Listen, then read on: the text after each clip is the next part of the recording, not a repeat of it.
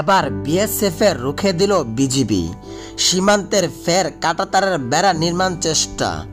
জয়পুরহাটের পাঁচবিবি উপজেলার সোনাতলা সীমান্তের কিছু অংশে ফের ভারতীয় সীমান্ত রক্ষা বাহিনী কাঁটাতারের বেড়া নির্মাণের চেষ্টা চালিয়েছেন। তবে এবারও বিএসএফকে রুখে দিয়েছেন বর্ডার গার্ড বাংলাদেশ। এই ঘটনার রোববার দুপুরে বৈঠক বসে দুই দেশের সীমান্ত রক্ষা বাহিনী। এর আগে পাঁচবিবি উপজেলা ধরঞ্জি ইউনিয়নের উসনা গুনাপাড়া সীমান্তের গত 19 সেপ্টেম্বর সন্ধ্যায় বিএসএফ এর কাঁটাতারের বেড়া নির্মাণের চেষ্টা করে। পরে বিজিবির বাধার মুখে কাঁটাতারের বেড়া নির্মাণের কাজ বন্ধ করতে বাধ্য হন বিএফএস সদস্যরা। স্থানীয় সূত্র জানা গেছে, গত পরশু থেকে সোনাতলা সীমান্তের কিছু অংশ নতুন করে কাঁটাতারের বেড়া নির্মাণের কাজ শুরু করেছে বিএসএফ। বিষয়টি জানতে পেরে গতকাল শনিবার বিজিবির সদস্যরা বিএসএফকে বাধা দেন। রোববার সকালে আবারও কাজ শুরু করলে বিজিবি আবারও বাধা দেয়।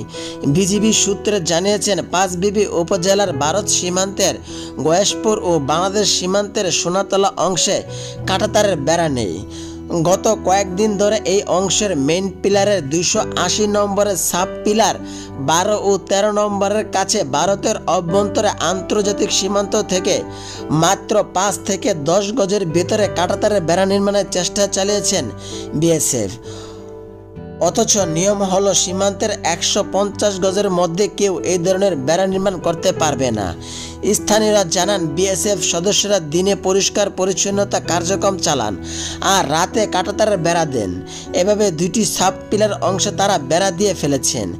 স্থানীয়রা বিজিবিকে বলার পর সেখানে বাধা দেওয়া হয়। এই ঘটনার রোববার দুপুর 280 মেইন পিলারের 15 নম্বর সাব পিলারের কাছে দুই দেশের সীমান্ত রক্ষা বাহিনী বৈঠক করেছেন।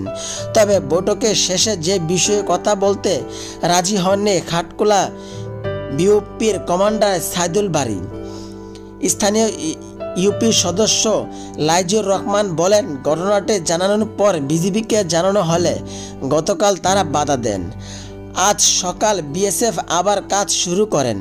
এরপর বিজিবি এসে বাধা দিয়ে তাদের সঙ্গে বৈঠক করেন। আন্তর্জাতিক আইন অনুযায়ী সীমানার 150 গজের মধ্যে ঘেরাও করা যাবে না, কিন্তু তারা সেটি মানছে না।